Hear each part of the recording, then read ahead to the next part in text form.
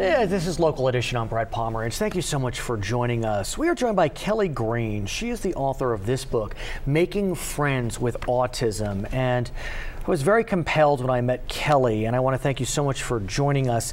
You're Kelly, welcome. tell us your journey through autism with your son Wyatt, who's now 12. Yeah, well, he was born and had great APGAR scores, walking, talking, at a year.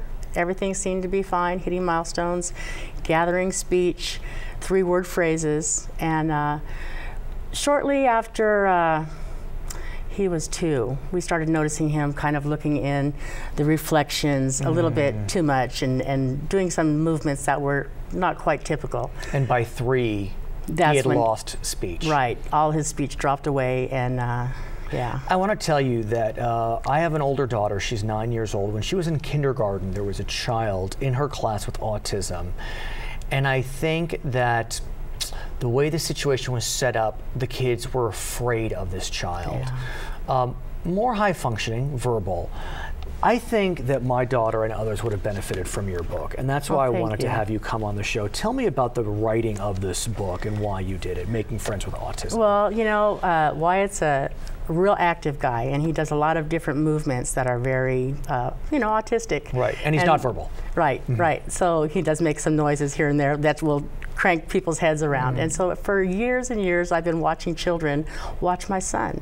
And we'll go to grocery stores in particular, and they're always pulling on their mom's coattail. What's wrong? Yeah, what's going on here? And their moms kind of hush them, are embarrassed, uncomfortable, and just kind of shush them. And not often do parents shush their kids when they ask questions.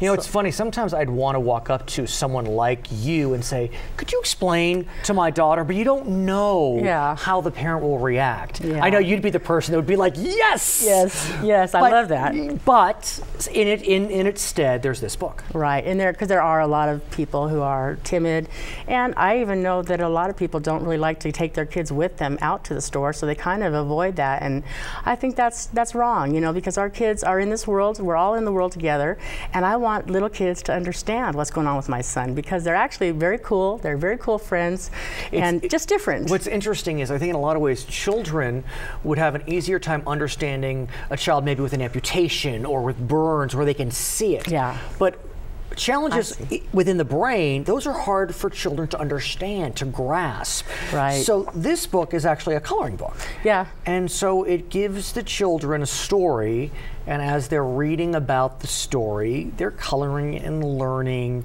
Right. And right. And it's about. How did you think of this? Well, there's the things that I've learned over the years, about my son. When you first are diagnosed with autism, the school district kind of tells you, okay, here you go, you go in this class in XYZ, and they don't really explain what's going on with autism, so you kind of go to your professionals. A lot of doctors don't even know because that really wasn't taught in medical school. So what would you tell the parents of children who are not autistic if there's an autistic kid in the neighborhood? Well, that he's processing information differently. You can't assume that he is thinking on the exact same mindset that you guys are thinking on. He might not feel that way. He might not have the emotions tied to parties and toys and candy like you guys do. So he doesn't care about those things, but he still wants to be your friend. He likes to play, he likes to swim, give him a high five, those kind of things. And he understands all the language. You can talk to him. Even though he may not be verbal, he can understand. Right, and he knows what a phone is, or you tell him to go over here or do this or follow me here, he does. How can we get copies of this coloring book? Well, right now you can email me at kelly@autismhighway.com. HWY. Right, the abbreviation, and that's our informative friendship network that we've created, which is kind of a Facebook type environment for families on the spectrum. Kelly, thank you so much for joining us. We appreciate it. Thank you so much. I'm Brad Pomerance. Back to HLN. I want to reach out to you, the people of Japan, from the other side of the world. You are in my thoughts, in my prayers, in the thoughts and prayers of people everywhere.